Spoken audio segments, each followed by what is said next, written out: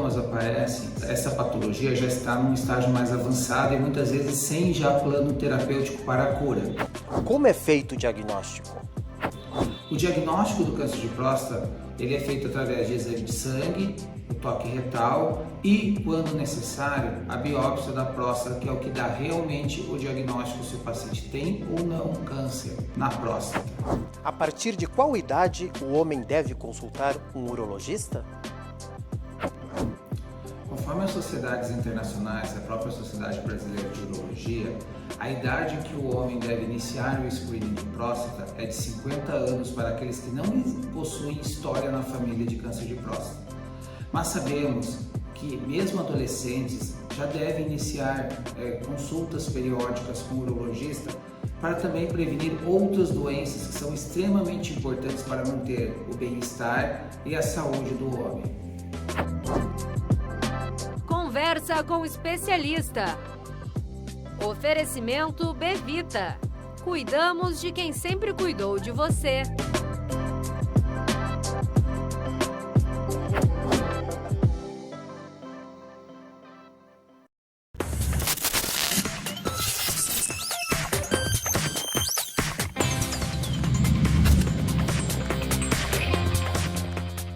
Sabia que a gente já vacinou mais de 70% do público-alvo da campanha contra a Covid-19? E, para avançar ainda mais na maior campanha de vacinação da história do Brasil, o Ministério da Saúde já disponibilizou mais de 360 milhões de doses de esperança para garantir a imunização de 177 milhões de brasileiros. Não é mesmo, Zé? É isso aí! Juntos, vamos vencer essa pandemia! É por isso que a gente aqui, o Zé Gotinha e todos os postos de vacinação, estamos prontos para reforçar a sua imunidade contra a Covid-19. Uma semana inteira dedicada a você que já pode tomar a segunda dose. Ah, e se você tem mais de 18 anos e completou a vacinação há 5 meses, já pode tomar a dose de reforço. De 20 a 26 de novembro. Não perca essa chance. Vacine já. Brasil unido por uma pátria vacinada.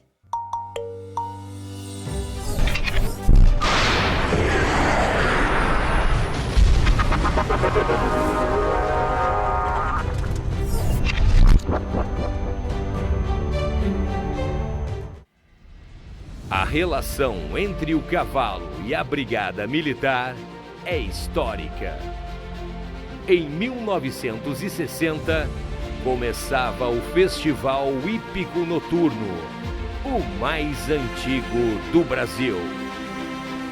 61 anos depois, cavaleiros e amazonas, militares e civis, estão em busca de eternizar o seu nome na história.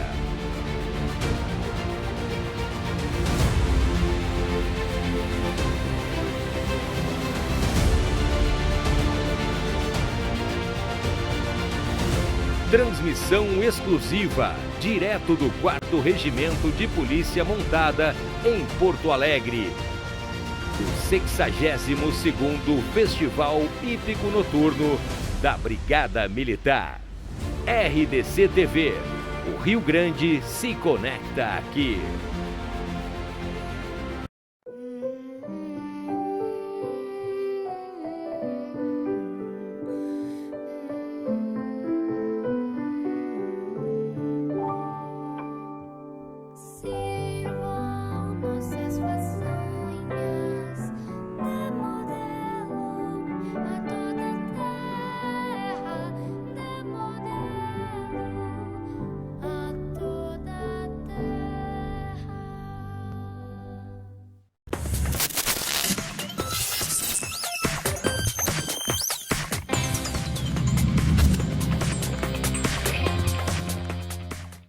Coronavírus. O que você precisa saber e fazer. Os sintomas mais comuns são febre e tosse ou dificuldade para respirar. Caso apresente os sintomas, procure um posto de saúde.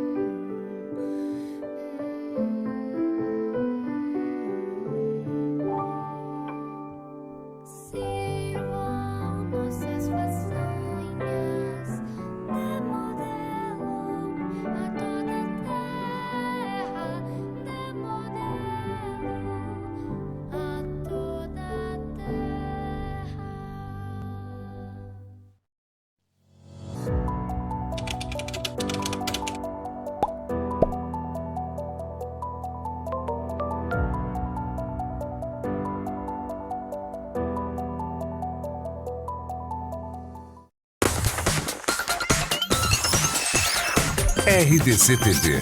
O Rio Grande se conecta aqui.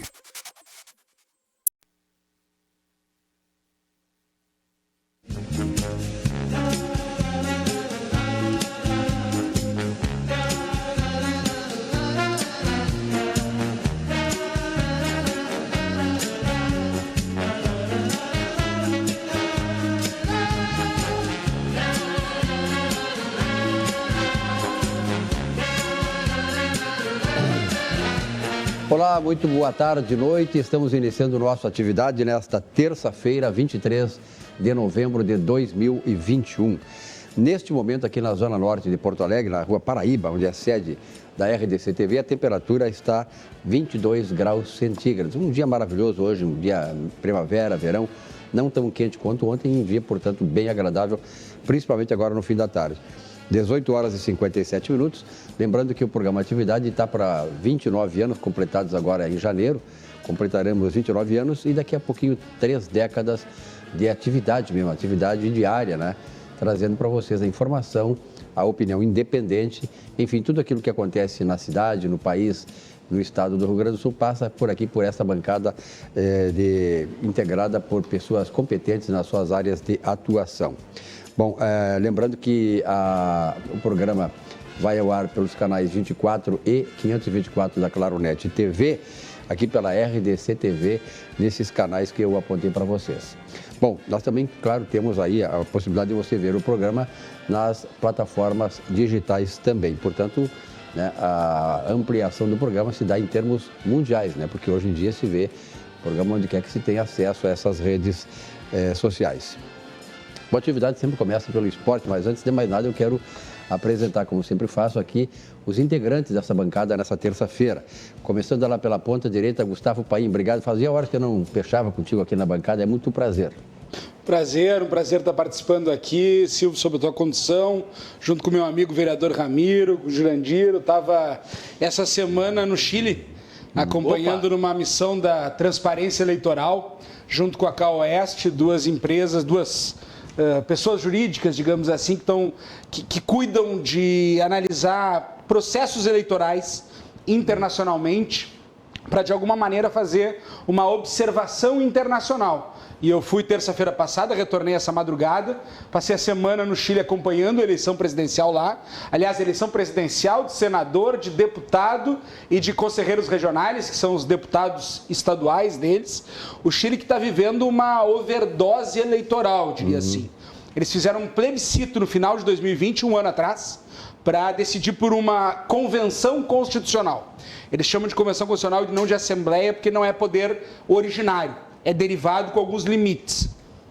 Nisso eles fizeram depois, no primeiro semestre, primeira vez eleição para governador, pela primeira vez eles fazem eleição para governador lá, antigamente era nomeado pelo presidente, eleição para alcaldes, para os prefeitos, para os vereadores, conselheiros municipais e para os constituintes. E agora eles tiveram, então, no domingo, agora dia 21, para presidente, para senador, para deputado e para conselheiro regional. Aliás, esse assunto aí, viu, Ramiro, nós vamos conversar durante o programa, até porque temos também um especialista em política internacional, que é o Jurandiro Soares. A minha preocupação agora, Ramiro, é saber se vai sobrar tempo para nós, né? Porque só com a eleição do Chile, já viu, eu apresentei, o cara deu essa tese toda, né, tia? Mas eu já fico aqui feliz em aprender aqui, É verdade. Mas é muito bom sempre estar presente aqui, Silvio, obrigado pelo convite, uma boa noite também aqui, querido Jurandiro, e muito especialmente meu amigo, meu irmão Gustavo Paim, né?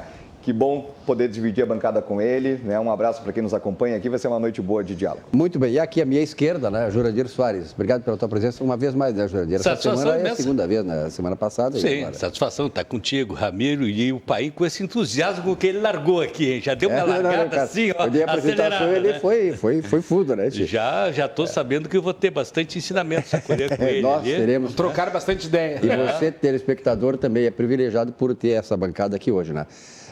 Bom, nós sempre começamos, como falei, pelo esporte, e o Grêmio joga daqui a pouco, às 21 horas, aqui na Arena, contra o Flamengo, numa missão que é muito difícil, não digo que é impossível, mas o Grêmio tem demonstrado nos últimos 2 jogos que daqui a pouco o milagre pode estar se desvendando e acontecer.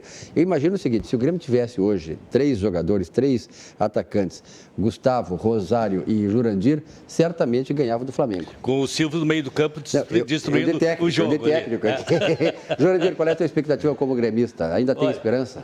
Bom, em primeiro lugar, eu, essa hora, deveria estar me encaminhando para o estádio para ver o jogo, não fosse uma meia dúzia de imbecis que fizeram aquela é verdade. Papagaiada lá, aquela patifaria que resultou numa punição que o Grêmio está pagando até agora e pode pagar mais ainda aí adiante, né?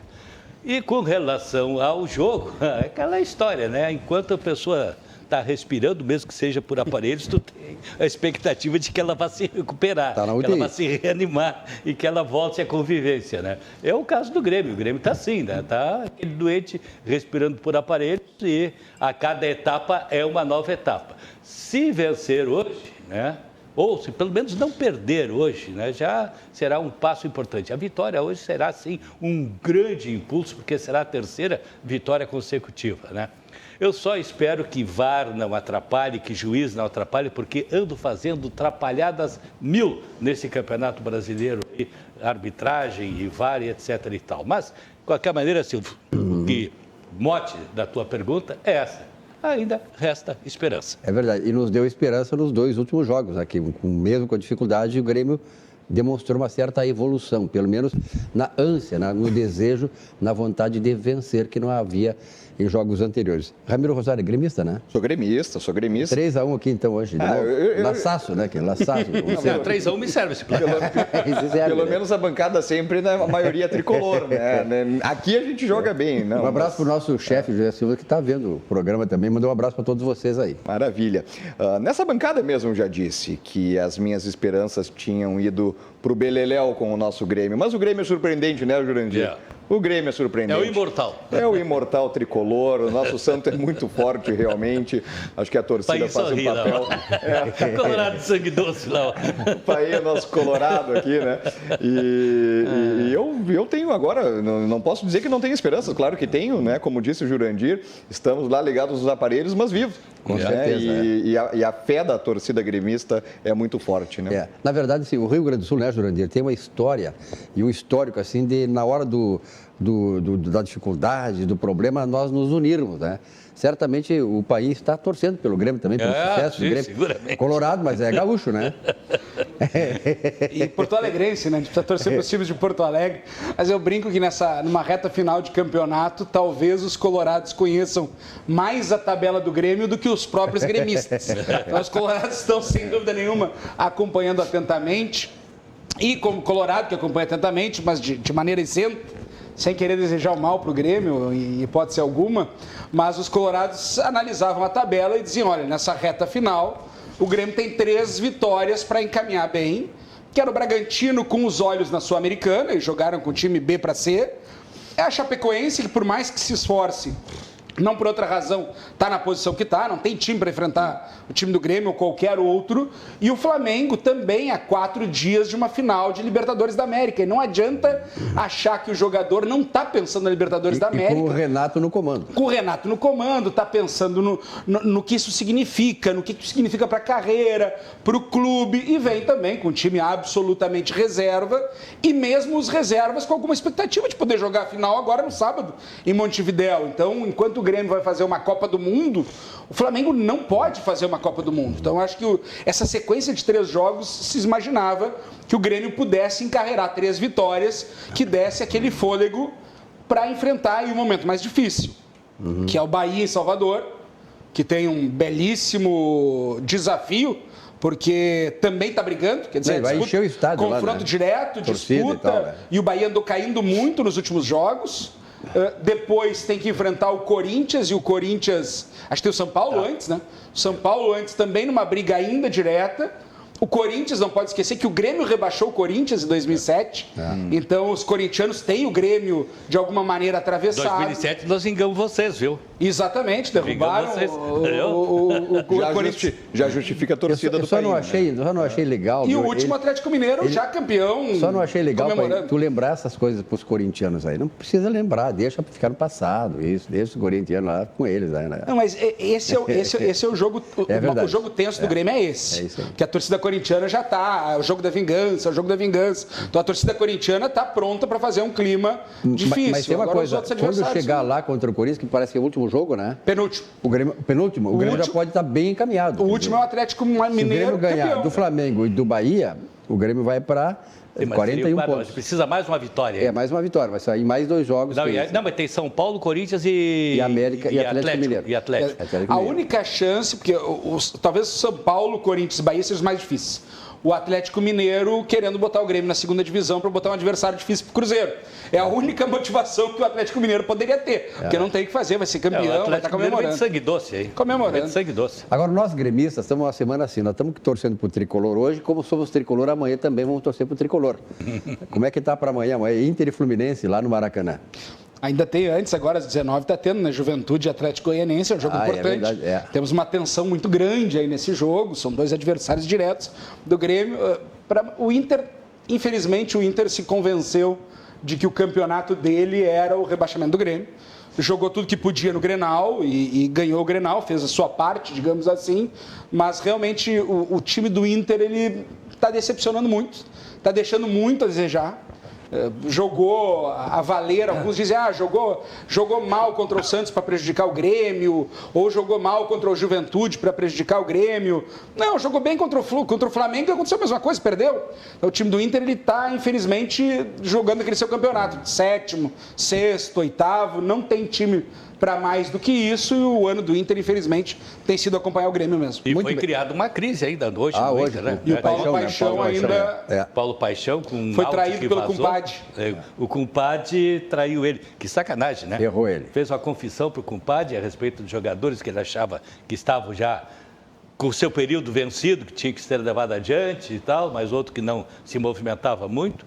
Vazou o áudio e aí, consequentemente, agitou o ambiente interno. Mas o Ramiro, que é um craque de redes sociais, vai dizer que foi bem isso que o Paixão fez, né?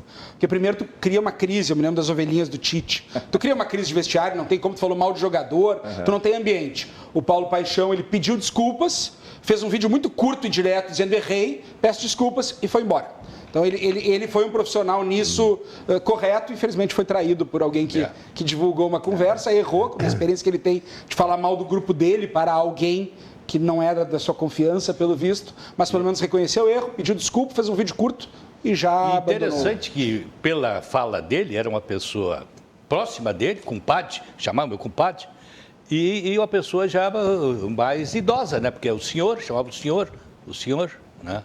Então não era um garotão assim. De repente a culpa dele passou para alguém, outro alguém. Essa questão ele da rede social, ele mandou para o compadre, o compadre teria dito que mandou para 2. O compadre tem outros compadres, né? Ele mandou para mais 2, segundo ele teria dito. Compadre, só que atrapalha, né? Isso aí é que nem... uma comadragem, na verdade, né? Uma comadragem. Isso é que nem aquela coisa aqui, ó. Olha, eu vou te contar um segredo, mas tu não conta para ninguém. Morreu o segredo. Pronto. Segredo entre 2 já não é mais segredo. Aí eu passei para ele passa para o Ramiro Muito bem. Olha que o nosso atividade é oferecimento do Banrisul, Supermercado Zafari e também da Corsã, Companhia Rio Grandense de Saneamento. O Banrisul, depois de fazer tudo que fez pelo agronegócio, tem vários segmentos aí de apoio, financiamento, desenvolvimento para várias áreas. E hoje ele está trabalhando com crédito consignado, que é uma coisa importante, sobretudo para os aposentados, que hoje respondem pela manutenção de mais de 45% das famílias brasileiras. Imagine só. Então, veja as vantagens do crédito consignado na mensagem do Banco do Estado do Rio Grande do Sul. Crédito consignado, sabe onde é que é? No Banrisul. Boa notícia para aposentados ou pensionistas do INSS ou servidores públicos.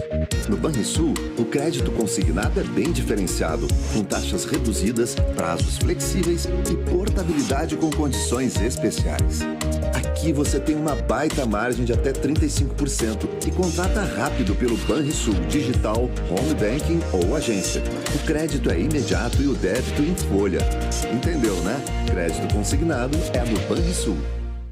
Muito bem, vamos começar, Jurandir Soares, a nossa caminhada, né?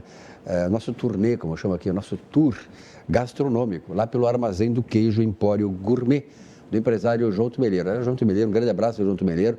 Realmente a casa está um espetáculo, realmente. Olha, está sendo muito elogiada e, sobretudo, pelos produtos que ele oferece lá, padaria, queijaria, mercearia, gourmet, tudo aqui em Porto Alegre. Uma ótima oportunidade para quem aprecia o sabor da Serra Gaúcha na capital. Os produtos que antes nós tínhamos que consumir e subir a serra, para isso é delicioso, maravilhoso, mas temos também agora aqui em Porto Alegre, no Armazém do Queijo. Na Senador Tarso Dutra, 170, no bairro Petrópolis. Tem o WhatsApp aí para você ligar para lá, marcar alguma coisa, a sua visita e tal, fazer encomendas pelo delivery, etc. e tal, 98020 7107. E o telefone fixo também, 3392 0085. Olha aqui só, queijos, frios, especiarias, conservas, pães, massas, pizzas, chás. O que tu acha, Rosário? Eu acho maravilhoso. Eu estive lá na semana passada, Silvio, inclusive, levei para casa, nós recebemos um casal de amigos, uma tábua de frios. Então fica a dica aqui a quem estiver acompanhando, né, fazer uma bela de uma tábua de frios lá, espetacular. Eu cheguei, inclusive, devido a tanta venda, não tinha a tábua mais pronta, eu já cheguei tarde lá. E eles, muito atenciosamente, montaram uma tábua na hora, muito bonita, inclusive. Vale a pena. O integrante da bancada aqui, o Sérgio Perotto, que ele vai lá para comer marreco, ele adora marreco. Ah, bom, mas aí... Perotto é o cara dos marrecos, né?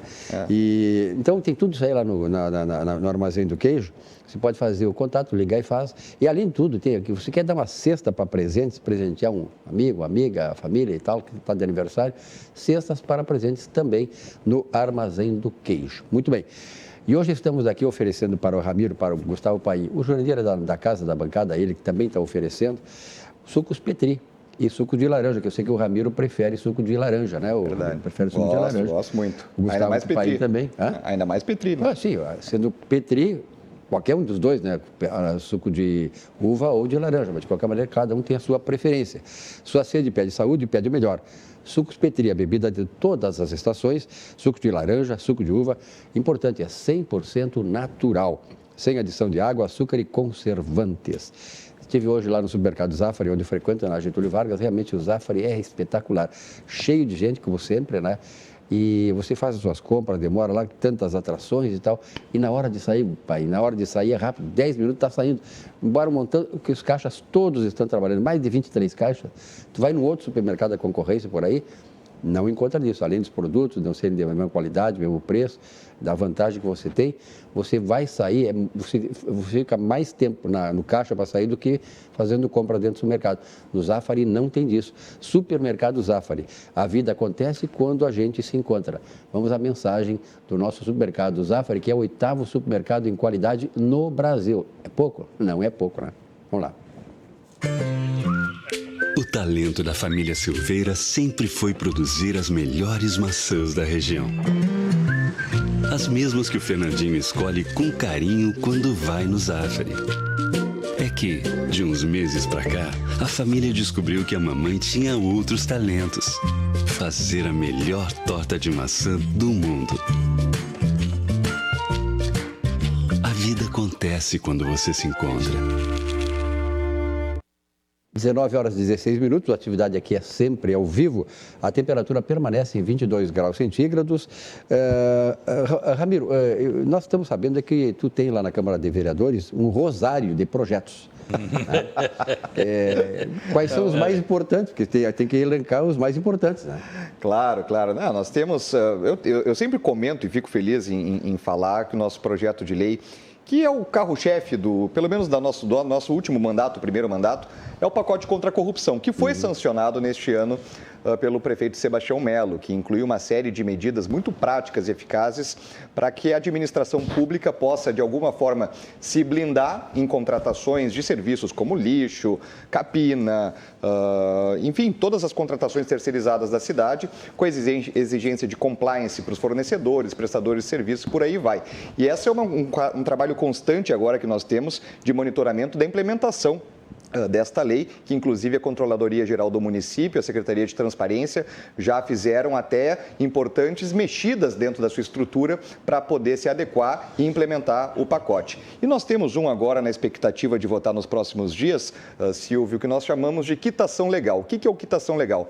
A gente regulamenta, Paim, dentro da administração municipal, a figura da transação, ali da dação em pagamento, para que a gente possa ter aquelas dívidas tributárias na cidade, pessoas físicas e jurídicas, que devem, muitas vezes, verdadeiras fortunas ao município de Porto Alegre e que já não tem mais liquidez, já não tem condições nenhuma de poder fazer a quitação do seu débito ali, da sua dívida, e acabam tendo processos judiciais intermináveis. Isso é caro para a administração. Nós, dificilmente, como cidade, veremos a cor daquele dinheiro alguma vez, e assim a gente regulamenta e possibilita que se possa esse devedor fazer a quitação do seu débito através da prestação de obras, serviços e entrega de bens. E tem exemplos muito práticos. Prestação de obras e serviços? Vou lhe dar um exemplo, Jurandir. Tem uma situação muito prática, né? Nós temos uma antiga empresa que possui uma construtora que possui diversos terrenos na cidade,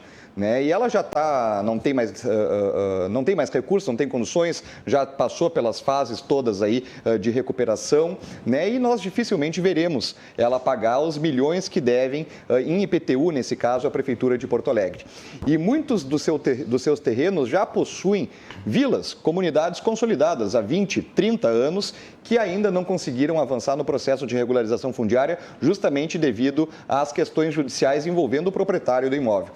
Então, esta seria uma possibilidade. Se passa o terreno à Prefeitura de Porto Alegre, inclusive se poderia eventualmente ali fazer o próprio serviço do cadastro da comunidade, levantamento topográfico, enfim, todos os serviços envolvendo para a regularização fundiária, e assim a Prefeitura de Porto Alegre consegue resolver um grande problema. É bom para aquelas pessoas que estão lá também e fazem essa... Regularizar a situação daquelas pessoas. É uma situação, né? Outra situação, também eventualmente envolvendo uma construtora que não tenha mais liquidez, não tenha condições de pagar a sua dívida, faz a proposta à Prefeitura de Porto Alegre, e isso obviamente é analisado por uma comissão que envolve a Secretaria da Fazenda, a Procuradoria do Município e a área afim, e ela diz o seguinte: olha, quero quitar minha dívida com a cidade, com a Prefeitura de Porto Alegre. Tenho condições, tenho mão de obra, tenho insumos, tenho material para reformar 10 escolas.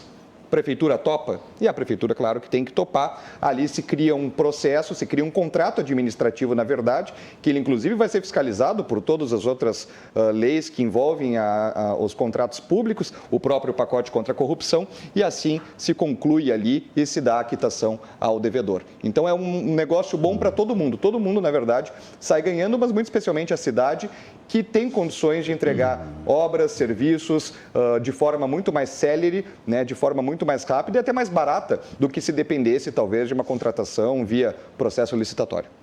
É uma forma da Prefeitura recuperar algo que talvez nem chegasse um dia a receber, né? Exatamente, exatamente. Em Porto Alegre nós temos 2,5 bilhões, Gustavo Paim sabe muito bem disso, né? 2,5 bilhões em dívidas tributárias na nossa cidade, e muito dificilmente nós veremos isso acontecer. Importante ressaltar que já tem bons exemplos dessa lei aplicada em municípios, como é o caso de Blumenau, né? Então nós adotamos aí coisas que são factíveis, que realmente já foram implementadas em outras cidades e pode ser feito aqui. Exitosas, né? Exato. Paim, o que tu diz desse projeto? Eu gostei muito mais do segundo exemplo do vereador Ramiro do que o primeiro exemplo do vereador Ramiro, que mais ou menos eu conheço o caso concreto, já imagino que seja, porque, claro, a gente sabe que dívida muito grande de IPTU, provavelmente o município jamais arrecade, até aí tudo está correto.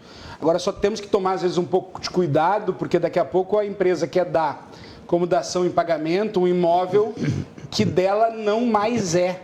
Ah, perfeito. Porque pode já ter uma vila lá instalada há 20, 30, 40, 50 anos e que já tem um uso capião e que aquele imóvel, na verdade, já não mais a pertence. Porque o uso capião é simplesmente uma declaração da propriedade originária constituída pelo decurso do tempo.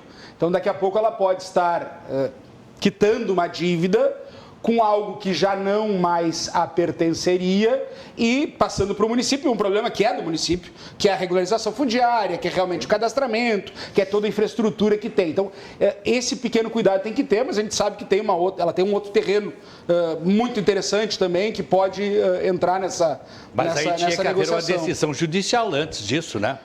Tu pode fazer isso administrativamente, mas, claro, a administração tem essa responsabilidade de ver, primeiro, se há uma equivalência de valores, se realmente o bem que está sendo passado é de titular, não é venda num domínio, não é de um terceiro, se não está, daqui a pouco, trazendo para o município um prejuízo financeiro por alguma atividade que ele tenha que empreender naquele determinado local. Tem uma série de análises, mas o importante é isso. O vereador Ramiro está trazendo aqui uma possibilidade de a gente recuperar recursos que realmente Porto Alegre não vai recuperar. A gente tem toda a questão da mesbla, a gente tem vários devedores de tributo que não mais existem, que já não mais não irão pagar, de fato não sequer existem. A gente acaba sempre ouvindo aquele velho discurso, a esquerda costuma falar muito, é muito fácil resolver o problema do município, não precisa apertar as contas, não precisa deixar de dar... simplesmente recuperar a dívida ativa, sem saber que Porto Alegre é a capital que melhor recupera a dívida ativa no Brasil. É o primeiro lugar disparado em recuperação de dívida ativa. Agora, tem um grande passivo ali que não tem como ser recuperado. E aí vem um discurso fácil. É só cobrar do devedor, é só evitar a sonegação fiscal. Já se faz, Porto Alegre. E não percebem que, na verdade, o problema é muito maior. Mas atrás de tudo isso tem um problema social, claro. Né? Veja bem, mesmo que não haja a questão do uso capião lá, a prefeitura vai receber essa dação de pagamento e aí tem que tirar essas pessoas de lá, tem que realocar. É meio complicado. Na verdade, ali tem uma situação consolidada. Não é tirar. Não tem. É legalizar. Tu tem que realmente tem que fazer o reúrbio, tu tem que fazer a regularização urbana Nós acabamos social. usando um exemplo aqui, conhecedores talvez do fato concreto aí, né?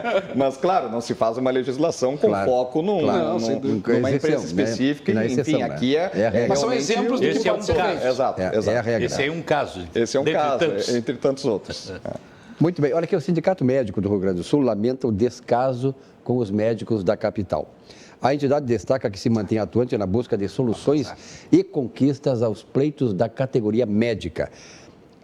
Os médicos, lembra os Simers, estão com a gente no momento e nos momentos mais importantes de nossas vidas, desde a primeira batida dos nossos corações. Por isso, respeito ao ato médico e defesa à condição de trabalho e contrato desses profissionais é a responsabilidade dos gestores e consideração de todos nós.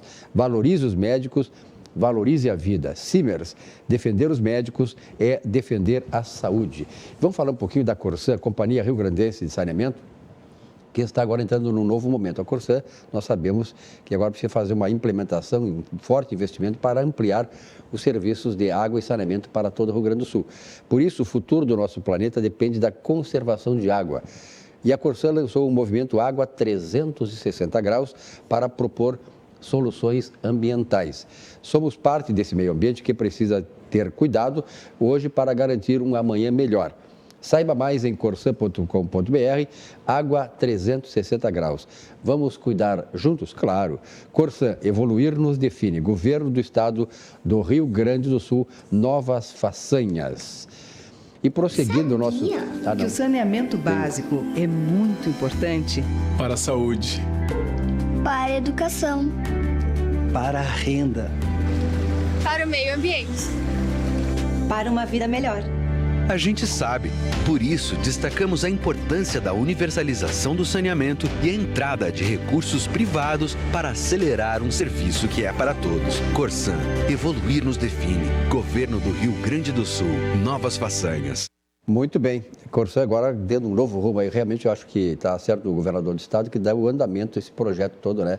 De parceria com a iniciativa privada, de privatização, onde se pode privatizar, porque esse é o momento, falta dinheiro, falta financiamento e deve-se fazer, usar a criatividade e, sobretudo, muitas vezes desbancar certas coisas, certas teorias que tem aí que, de certa maneira, também astrabancam o progresso, como diria aquele cara da TV, né?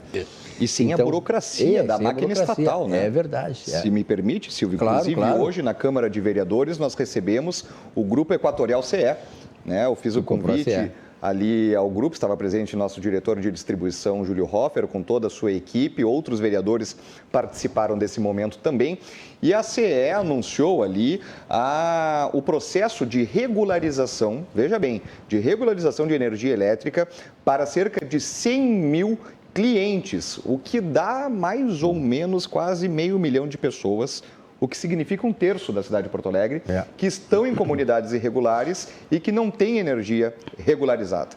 E o que isso acaba impactando? Impacta, primeiro, que aquelas pessoas não estão pagando a energia, então quem paga mais porque outros não estão pagando. Segundo, gera um risco de incêndio, de integridade física, patrimonial gigantesco. Volta e meia nós temos aí casos semanais de incêndios em vilas populares de Porto Alegre devido à rede ser muito ruim, não está ali adequada, oferecendo risco, muito especialmente às crianças, né? E outro ponto também, muitas dessas comunidades já estão, como nós estávamos falando antes, consolidadas há 20 anos, e as pessoas ali já têm a sua casinha um pouco melhor, já quer colocar um ar-condicionado, só que não consegue porque a geladeira queima toda hora, o ar-condicionado queima toda hora, até pela inconstância da rede.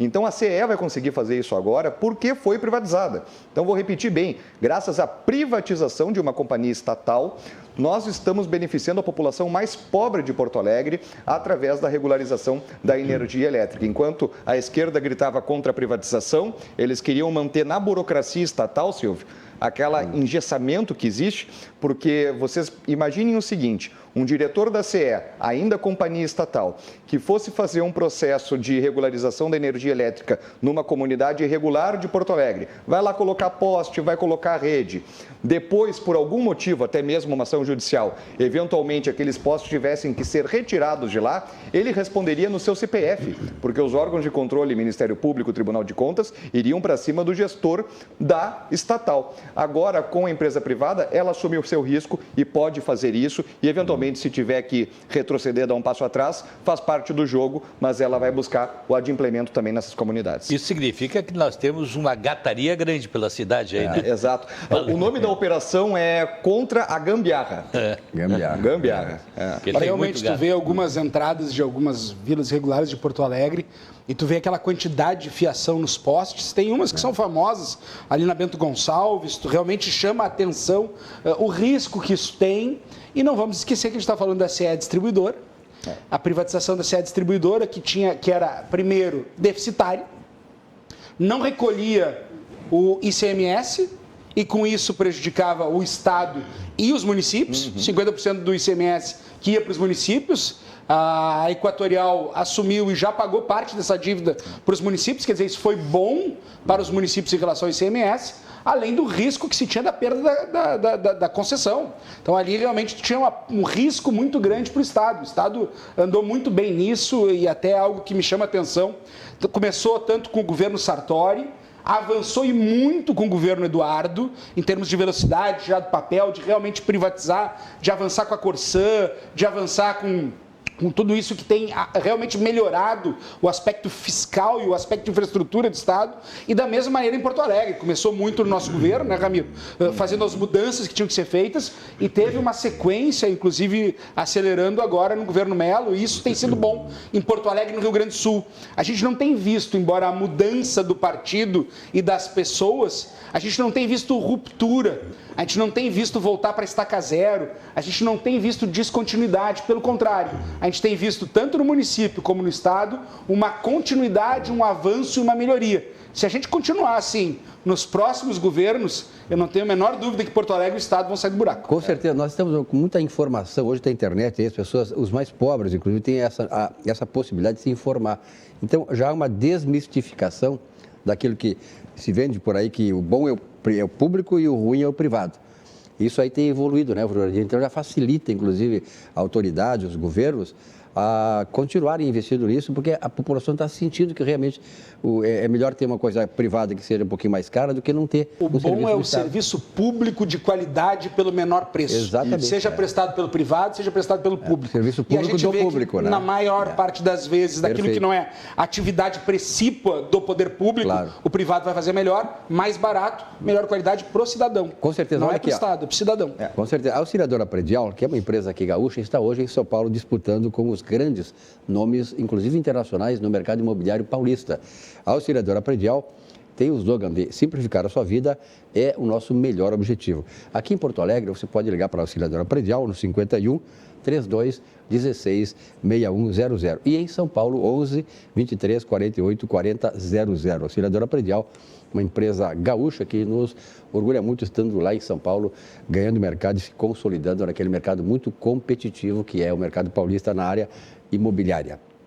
Jurandir, vamos dar mais uma estocada, um pit stop do nosso tour gastronômico, subindo ou descendo a Protásio. O que tu acha? Barranco. Barranquinho, Jurandir. Melhor chopp, melhor churrasco. Melhor ponto de encontro da capital dos gaúchos. Olha, não precisa nem ler mais aqui, né? O cara sabe olha todo, essa costela aí já dá um problema. O Barranco se apresenta sozinho, Silvio. Você apresenta sozinho o Barranco. É só apresentar isso aí, eu não precisa nem ler. Aqui o melhor chopp, o melhor churrasco, como o Jurandir falou, o ponto de encontro da capital gaúcha, né?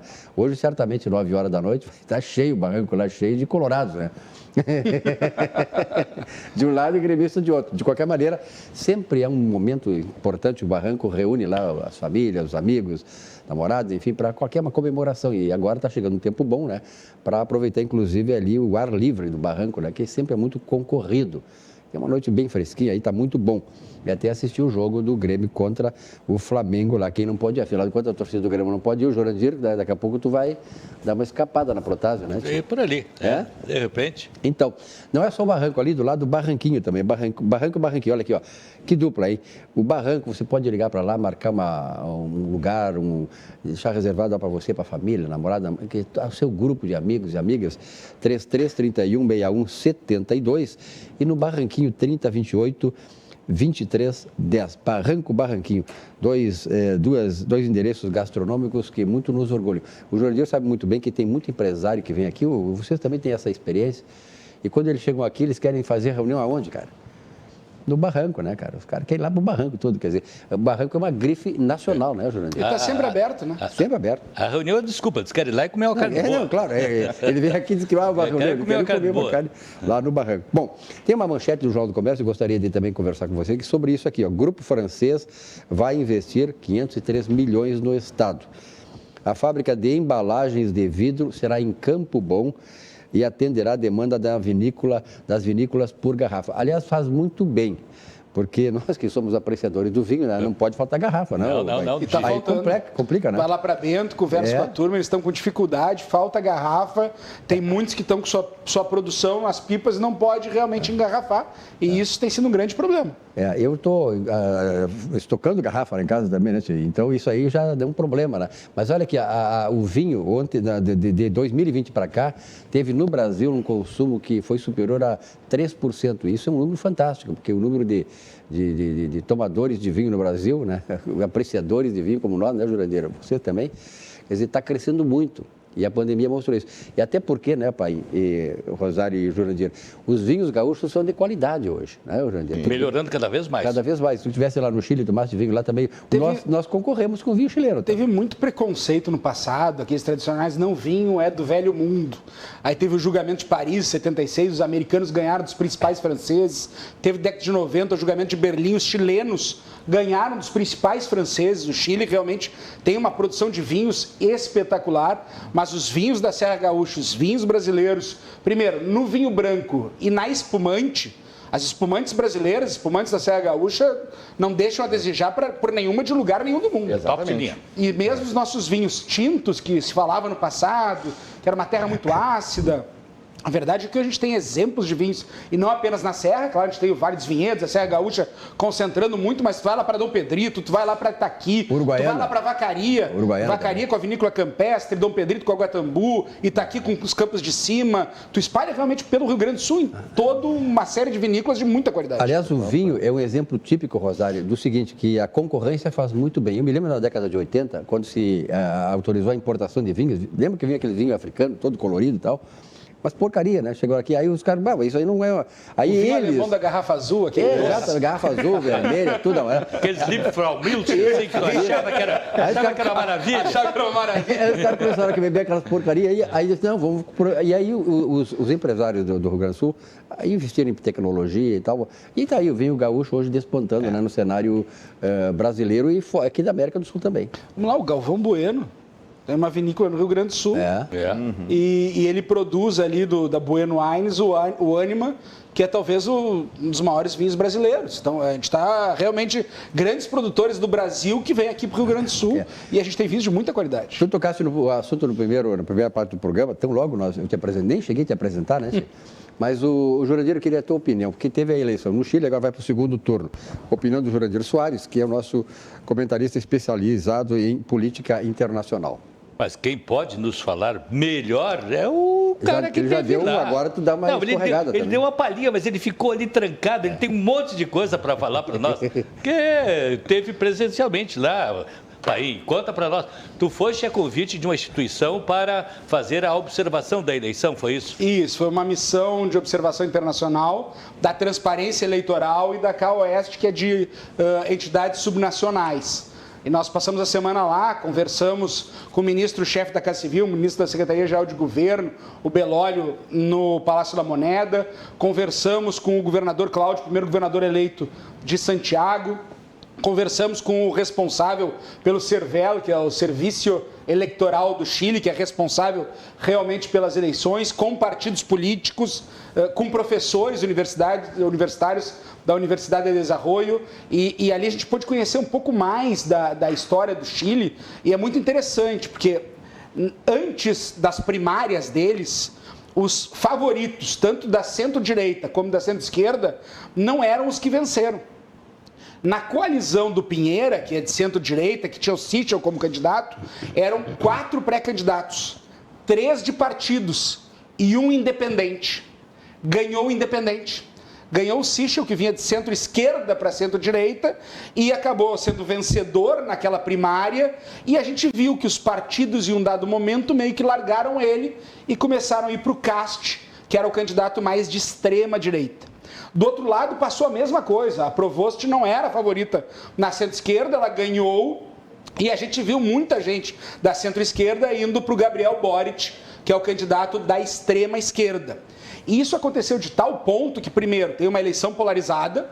O Cast, ele é realmente alguém de direita bem convicta, ele tem toda a parte de desenvolvimento econômico, de liberalismo, mas também toda a parte conservadora, de costumes, questão migratória. É o Bolsonaro do Chile. Em um dado momento se apresentou até dessa maneira e ele, inclusive, em um dado momento defendeu o Pinochet. Então ele tem uma postura, mas agora a ideia de o Sichel e a centro-direita apoiá-lo é realmente atenuar um pouco o programa dele e com isso ser um programa mais sólido de direita. O Boric tem 35 anos. E o principal partido dele, da coalizão dele, não é o dele, mas é da coalizão, da Frente Popular, da Frente Ampla dele, é o Partido Comunista. E isso está custando caro para ele também, porque tem todo um receio em relação ao Chile. O terceiro colocado é muito engraçado. O terceiro colocado, Franco Parisi, ele não pisou no Chile. Ele fez a campanha toda dos Estados Unidos pela internet, porque ele tem uma dívida alimentar, ele tem uma pensão alimentícia no Chile, e se ele descesse no Chile, ele seria detenido. Não, seria detenido lá, então. Ele fez a campanha toda nos Estados Unidos, um candidato contra a política, apolítica, daquele que diz que nada aí presta mesmo, e foi o terceiro colocado. Com 900 mil votos, 13,8% dos votos, na frente da Provost, na frente do Sichel, na frente dos candidatos dos maiores partidos. Sim, na frente do candidato do Pinheira, que foi o quarto colocado, o Sichel.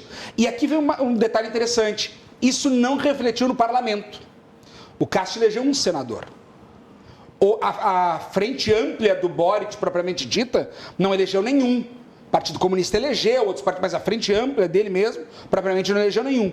Quem elegeu mesmo foi foi a coalizão do Sichel e foi a coalizão da Provost, que não tiveram chance eleitoral. Então, tu tem um congresso de partidos tradicionais, tu tem uma disputa de segundo turno de 2 mais extremados e de partidos menores, digamos assim, e tu tem paralelo a isso, que é o mais difícil, uma convenção constitucional em que ela, primeiro, 155 vagas, 17 vagas reservadas para os povos originários do Chile.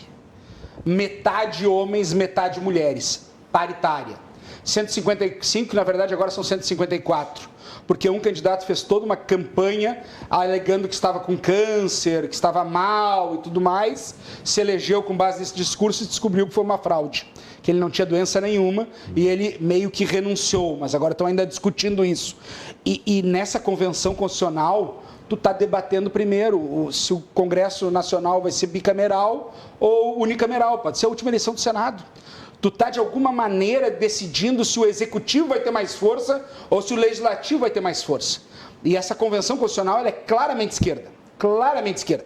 Foi um perfil de eleitor muito diferente do perfil de eleitor que foi agora na eleição presidencial e que foi na eleição convencional. Então, é um perfil claramente esquerda. E eles têm, de alguma maneira, entre aspas, ameaçado, dizendo, olha, se o Boric ganha, a gente dá mais peso para o Poder Executivo, já que o partido mais forte é de centro-direita, a gente diminui o peso do Congresso. A gente diminui a força do Congresso e deixa o Executivo tocar. Se o Cast ganhar, a gente vai diminuir os poderes do Executivo e vai usar, de alguma maneira, um freio a essa atividade do Poder Executivo. Mas aí é que está uma incongruência, né? Porque você está tratando de uma Constituição que vai ser permanente para o país, mas está vislumbrando essa Constituição de olho no momento. No meio de uma eleição. No momento. Ela é exclusiva?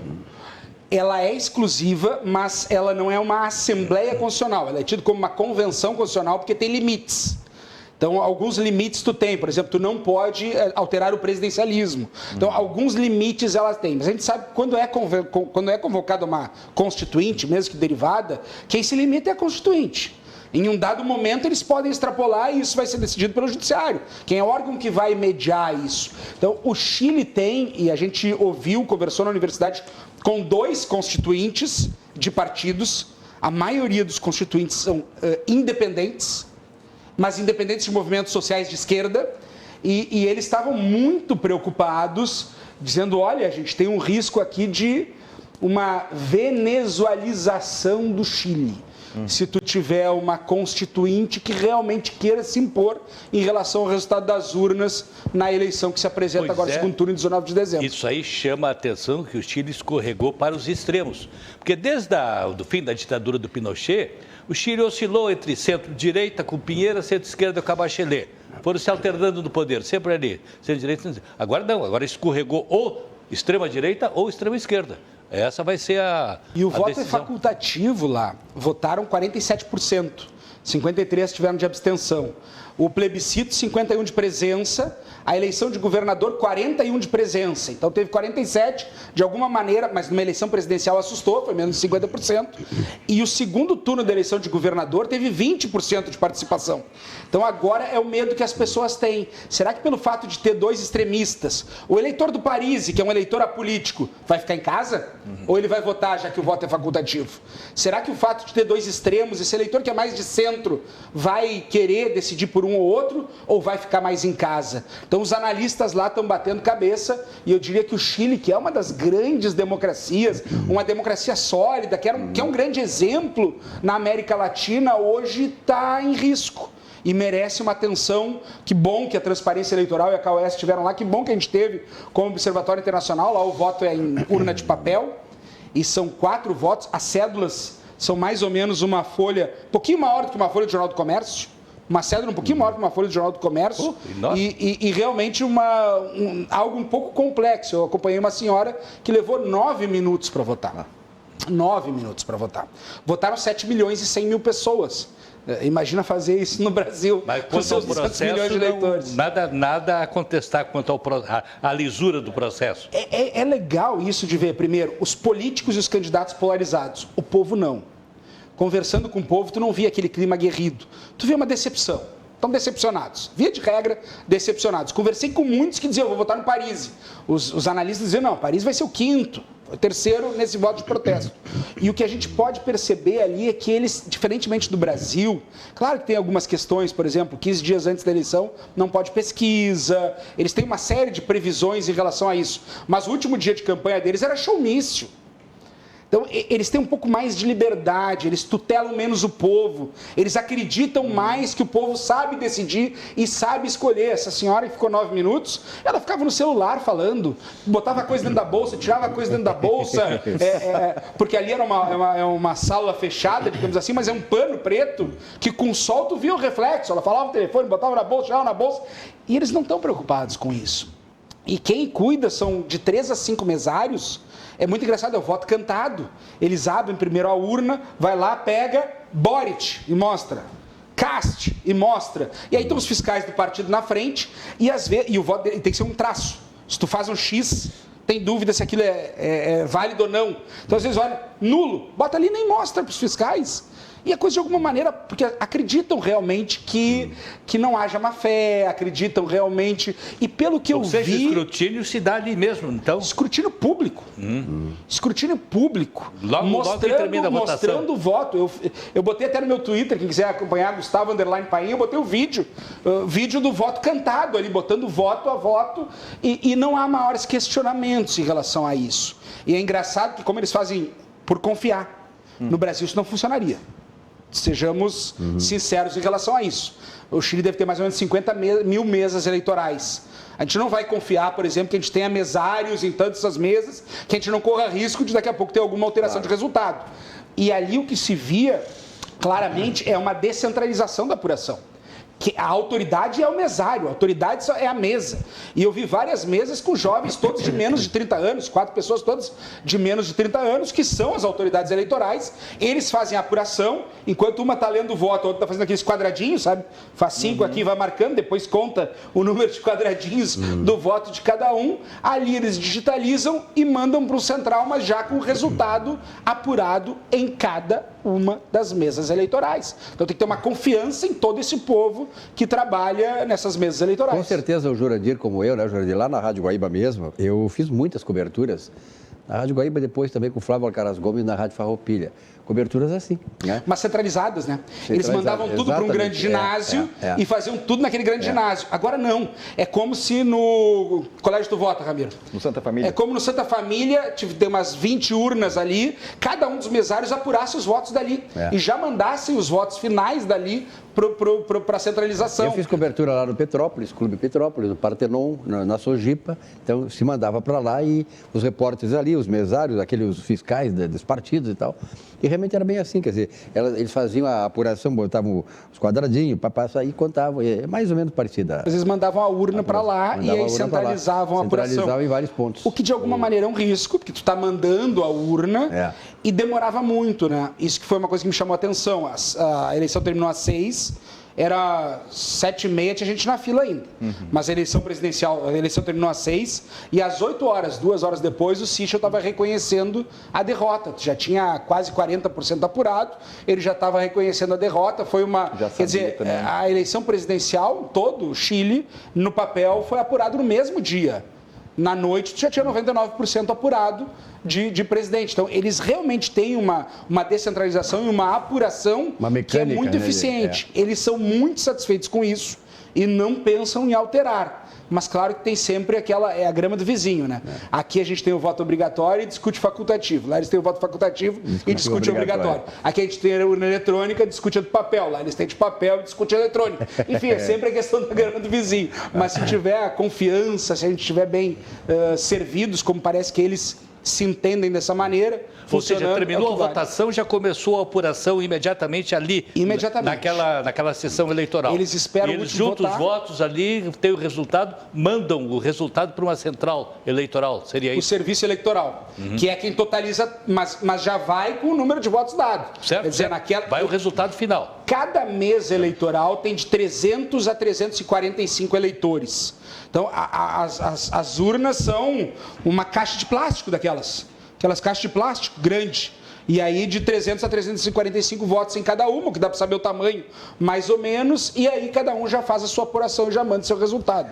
Muito bem. Essa radicalização é fruto ainda de quando a esquerda incendiou o Chile, foi em 2019? Os chamados estalidos sociais de outubro de 2019. Isso é a matéria de muitos livros. É que a gente tem o 15M espanhol, a gente tem a Primavera Árabe, eles têm os estalidos sociais de outubro do Chile. E realmente, ali tu tem setores que tu vai com casas queimadas, com tudo queimado, pichação, destruição. Hoje o Palácio La Moneda está todo cercado por gradis. que era algo que tu não tinha antes. Lá. Na Casa Rosada, em Buenos Aires, se via sempre. Exatamente. No La Moneda, não. Então, tu vê um Chile muito mais preocupado com essa questão de segurança, muita pichação, muitos monumentos depredados. E realmente, ali 2019, outubro de 2019, me parece que foi uma virada de funcionamento do Chile. Muitas manifestações daquele período ali. E isso pega muito voto do CAST, ordem e segurança. Isso pega muito voto do Parisi. Não queremos esse tipo de bagunça. Então, de alguma maneira, isso traz, sem dúvida nenhuma, esse posicionamento mais extremado. Muito bem, Arqui, a gente sempre quer o melhor para quem a gente ama, não é verdade? E não importa o jeito da sua família, se é grande ou pequena, o CCG Saúde sabe que ela é especial e merece um plano hospitalar com valores também especiais. No Novembro Família, o plano Pop Humaniza do CCG tem redução de 10% para a família de até 2 pessoas e 14% para 3 ou mais. O plano Pop Humaniza tem consultas e exames na rede própria CCG, com mais de 20 clínicas na região metropolitana e também no Vale dos Sinos. O atendimento hospitalar é no novo Hospital Humaniza, ali na Ramiro Barcelos, em Porto Alegre. Sendo a Ramiro ali em direção a Cristóvão Colombo, à esquerda, realmente um prédio espetacular, um hospital novinho, o Hospital Humaniza. Veja mais detalhes no ccgsaude.com.br ou fale com o seu corretor de confiança. Pet Home, centro estético, vacinas, chipagem, consulta pediátrica, consulta de rotina, telefones 3557 76 44 e o celular 981 380644. Fica ali no bairro Chácara das Pedras, na rua Araponga 462, na capital. E o Conselho Regional de Medicina, o CREMERS, você, quando fica doente, pensa logo em ir aonde? Um médico, claro. Proteger a vida é a atribuição máxima da medicina e defender a medicina é a maior atribuição do Conselho Regional de Medicina do Rio Grande do Sul, o CREMERS. Por isso, o CREMERS está fazendo um alerta. Confira se o médico que atende você está devidamente registrado no site do Conselho, que é o cremers.org.br. Somente o profissional médico pode diagnosticar doenças, indicar tratamentos médicos e realizar procedimentos chamados de invasivos. Não coloque a sua saúde em risco. As sequelas podem ficar para sempre. Então, CREMERS em ação pela saúde. O momento da economia é de retomada e claro que nesta retomada a economia vai precisar de se readequar a um novo momento que vivemos. A questão da qualificação profissional, agora o pessoal que está começando agora no mercado de trabalho precisa ter uma qualificação adequada aos novos tempos. E isto tem sido uma tarefa do Centro de Integração Empresa-Escola do Rio Grande do Sul. Investir em um jovem talento é impulsionar o crescimento do seu negócio. Conheça o programa de aprendizagem e estágios do CIE-RS. Confira.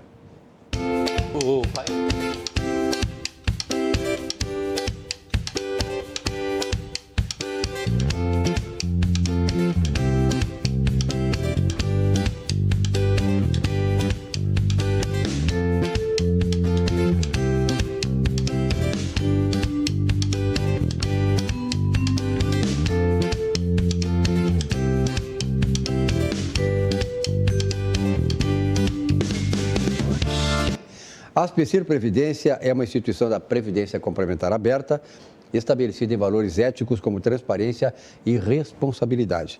Com mais de 100 anos, centenária, no trabalho de dedicação, reconhecida por sua atuação no ramo previdenciário, sempre inovando e desenvolvendo produtos que atendam às necessidades e proporcionem a tranquilidade aos seus associados.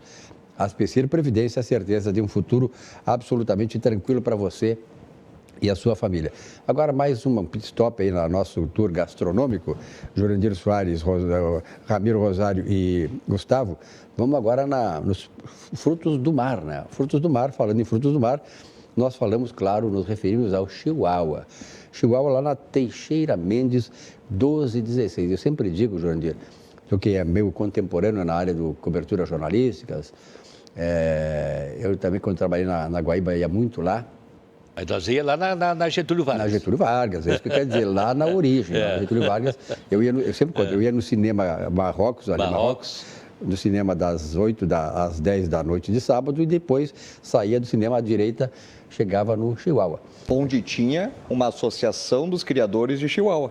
Exatamente. E aí deu o nome ao... Chihuahua. Que deu o nome. Exatamente. Exato. Nada como Quero frequentador. essa história, Cara, também sabia. Né? Sabe É novo, mas sabe a história. Não, ele sabe tudo. Olha aqui, ó, então a tradição que perdura, assim como o movimento das ondas do mar.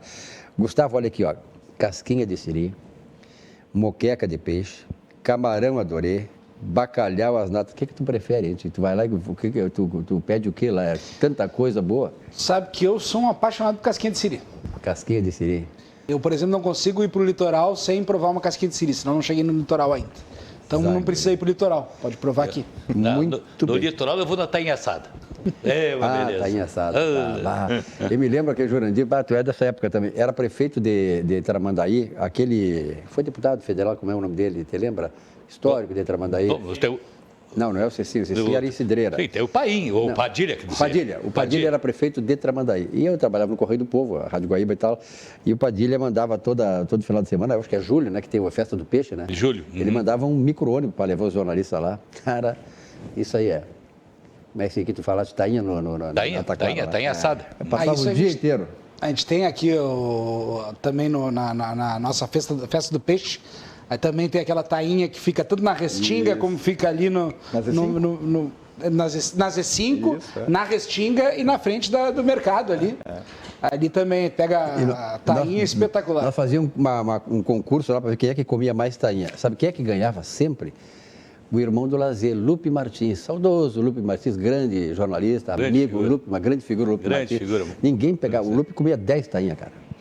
O cara que chegava mais próximo dele comia 6, ele comia 10 tainhas. Desse tamanho. O Lupe era um devorador de tainha. Mas aqui na Ilha da Pintada tem Mas é 5. A tainha da Taquara, né? Isso, mas eles fazem também na frente da prefeitura e na Restinga também. Mas na Z5 é tradicional. É na Semana Santa. Semana Santa. Antes da Páscoa ali. Bom, olha aqui, tem um outro grupo francês aí, eu gostaria de ouvir a tua opinião aí, que está agora investindo aqui no Centro Histórico de Porto Alegre. E a grana é forte, R$1 bilhão. Na verdade, é uma linha de crédito, um financiamento de 154 milhões de dólares. Agência Francesa de Desenvolvimento. Exatamente, a Agência Francesa de Desenvolvimento, que está na cidade, teve reuniões hoje na Prefeitura, amanhã também vai circular aqui pela região do 4º Distrito. E é importante reforçar, poxa, como é que Porto Alegre agora tem condições de ter um investimento, um empréstimo, na verdade, um financiamento de 154 milhões de dólares, que, sem sombra de dúvidas, é um volume de investimentos que pode solucionar problemas em diversas áreas, como drenagem urbana, mobilidade urbana, habitação, e o foco será a região central de Porto Alegre, a revitalização também de outros trechos da Orla do Guaíba e muito especialmente o 4º Distrito de Porto Alegre, que passa por um processo de transformação ao longo dos últimos anos. Mas é importante lembrar aqui, Gustavo Paim, que em 2017, quando nós assumimos, a Prefeitura de Porto Alegre estava no SPC das prefeituras. Porto Alegre estava impossibilitada, proibida pela Secretaria do Tesouro Nacional de contrair novos empréstimos, novos financiamentos. Rating C. Rating C da STN. Isto, mas da Secretaria do Tesouro Nacional, Isso, da STN, Secretaria do Tesouro Nacional. A nota, A nota era rating C, o que te possibilitava, pela ausência de liquidez, de contrair empréstimos e financiamentos. A nota de Porto Alegre havia sido rebaixada com dados de 2016. Por que isso? Porque Porto Alegre não tinha nenhuma condição de honrar com seus compromissos mais básicos, como o pagamento de salários de servidores, como o pagamento dos seus fornecedores, prestadores de serviço. Então, Porto Alegre não poderia ter mais financiamentos com agências. Quem era o prefeito? Era o Fortunati, que deixou Porto Alegre, que já vinha se aprofundando ao longo das últimas 2 décadas e realmente um descontrole extraordinário naquele governo. E aconteceu que Porto Alegre, não podendo fazer esse tipo de financiamento, fez ali uma série de reformas para poder recuperar a sua capacidade de crédito. Porque, Jurandir, todas as grandes obras da nossa cidade, todas elas, foram feitas através de financiamento. Sim, Não é de retirar dinheiro do caixa e pagar. Então, esse volume de investimento aqui, é importante fazer esse resgate. E hoje Porto Alegre voltou a ser rating A. Exato. O que deu, especialmente o grande problema de Porto Alegre era a liquidez. Porto Alegre era a penúltima capital em termos de liquidez. Porto Alegre realmente não tinha, na análise da STN, condições de honrar com as suas obrigações. E hoje Porto Alegre é rating A, quer dizer, hoje Porto Alegre tem a possibilidade de contrair financiamentos, que é realmente bom pagador, Saiu do SPC, que é o que permite realmente fazer esse investimento, porque a gente sabe que o orçamento do município, por maior que seja, vai a quase 8 bilhões de reais, executado nos 7 bilhões, mas sabe que as dívidas e sabe que os custos de manutenção e de toda a máquina são muito elevados. Então, realmente, investimento com recurso próprio sobra muito pouco. E o financiamento é uma forma de desenvolver Porto Alegre. E tem uma questão que é fundamental aqui. Tão difícil quanto conseguir o recurso, conseguir o financiamento, é conseguir também gastar bem esse recurso. Está agora, a bola está com o prefeito Sebastião Melo, porque eles têm 1 ano, 12 meses para apresentar projetos, termos de referência, para fazer depois os editais de licitação e contratar, por exemplo, uma obra de macrodrenagem, uma obra de drenagem. Então, esse investimento aqui foi garantido, foi apontado para a cidade de Porto Alegre, mas agora a Prefeitura tem que ter a competência de fazer bons projetos, licitar esses projetos para poder esse dinheiro causar benefício à população. E nessa revitalização do 4º Distrito não está contemplada a duplicação da voluntários? Que é um projeto que está aí pendurado? Pode estar. Né? Nessa questão desse recurso aqui pode estar, incluir, né? Porque se o outro recurso se perdeu. Copa. Da Copa se perdeu. Estava previsto na Copa. E é aí que eu digo, o dinheiro para a Copa tinha, ou pelo menos diziam que tinha.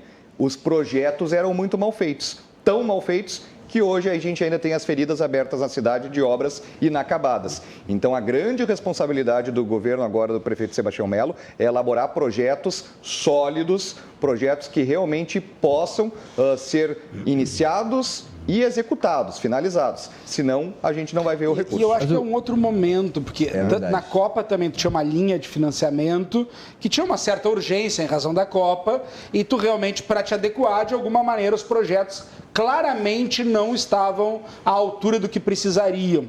Hoje, primeiro, tu tem um período para organizar isso, tu tem uma possibilidade de outros projetos, não apenas obras que envolveriam realmente a Copa do Mundo, digamos assim, embora alguns projetos tenham saído desse aspecto Copa do Mundo, e me parece que hoje também Porto Alegre está muito mais organizada, financeiramente, estruturada, e me parece que essa sequência dos últimos 2 governos, acho que levam Porto Alegre a ter uma perspectiva muito boa. Porque é o que o Ramiro falou, se formos analisar os grandes investimentos que Porto Alegre teve nos últimos anos, foi CAF, foi Banco Mundial, foi Banco Interamericano, agora a FD. Quer dizer, a gente realmente precisa muito dos financiamentos internacionais. E a gente sente, há uma sensação, pelo menos eu sinto isso, de que há um compromisso do prefeito e da equipe, uma belíssima equipe de trabalho que ele tem, assessorá-lo, há um compromisso de qualificar cada vez mais Porto Alegre. Eu digo para você que não foi ainda ver, pelo menos agora, inclusive à noite, é maravilhoso, a Orla do Guaíba, a começar aí pela usina do gasômetro, faz essa turnê aí, é espetacular. Ontem eu recebi uma ligação de um amigo meu que tinha vindo aqui de São Paulo, empresário, ele voltou, não pôde conversar comigo, e disse assim, Silvio, parabéns ao prefeito de Porto Alegre, passei lá, Porto Alegre está completamente diferente. E digo assim, tu não viu nada ainda, porque agora vai ter a revitalização do centro. E disse, olha, agora estou confiando. Então, realmente, eu acho que... E agora dá para desfilar pela Mauá e contemplar o muro, que coisa maravilhosa que está aquele muro. Ficou bonito. Agora está todo mundo gostando do muro. E se tu for olhar, aí tem o muro, aí tem o embarcadeiro, aí eu tenho o trecho 1 da orla da usina do gasômetro, Rota das Cuias, tem o trecho 3 da orla da Foz do Arroio Dilúvio até o Parque Gigante, Pontal do Estaleiro em breve vai estar pronto, quer dizer, realmente vai ter uma sequência... E aquele pontal já está bonito, imagina como vai ficar depois, né? Mas sobre o muro, né, tá bonito agora, mas o próprio prefeito admite, né, vamos manter ele bonito enquanto ele estiver lá, porque com a concessão que deve agora ser anunciada nas próximas semanas pelo governo do estado do Cais Mauá, que é todos os armazéns ali. Né, agora finalmente, né, com uma boa estruturação também, e se espera que tenhamos aí vencedores, né, aptos a fazer o investimento. O BNDES, inclusive, está fazendo toda a estruturação da modelagem ali. Uma das exigências, ou um dos pedidos ali, é que se pegue uma nova tecnologia para a substituição do muro. Então, há essa possibilidade de retirar o muro, sim. Mas a retirada total ou a metade?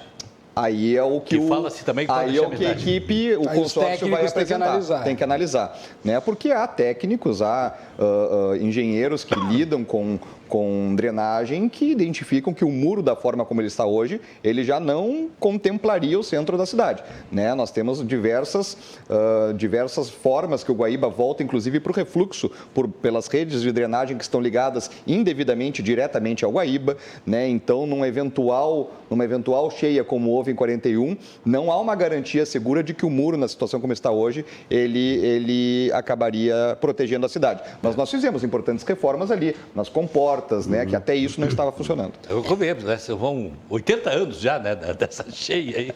41, 21, 80 anos. 80 anos. Nunca mais deu outra. 8 décadas. Olha aqui, ó, o Plano Ângelos é o maior e mais completo plano de assistência familiar do sul do Brasil. Conte com a experiência e tradição do Plano Ângelos para cuidar e proteger as pessoas que você ama, como o plano essencial. Assistência funeral completa, disponível 24 horas por dia para todos os associados, para que você não tenha nenhuma surpresa na hora de precisar. Conte com a experiência da Ângelos para a orientação de todo o processo de registro de óbito. Além disso, o Plano Essencial garante orientação médica gratuita para você tirar dúvidas sobre saúde e exames por telefone. Descontos em ampla rede conveniada na área de saúde, acompanhamento psicológico de aconselhamento ao luto, descontos e vantagens exclusivas pelo Clube Ângelos e muito mais. Acesse planoangelos.com.br e saiba mais. Nós sabemos que locar um carro hoje nunca foi tão fácil e nunca foi tão econômico para as empresas, sobretudo que tem uma rede de veículos e uma frota de veículos para o seu negócio. Conheça a Citicar, a maior locadora de veículos gaúcha, contando com uma frota de 4.500 veículos. Hoje, ter um carro próprio na sua empresa já não é mais um bom negócio. A Citicar tem centenas de clientes corporativos do Brasil inteiro que chegam a poupar, Jurandir, 30% ao mês na locação da frota. Para o dia a dia, a Citicar tem vários pontos para você locar seu carro, seja para um dia, uma semana ou até mesmo para trabalhar, Ramiro. Conheça a Citicar, a locadora que descomplicou a locação de veículos.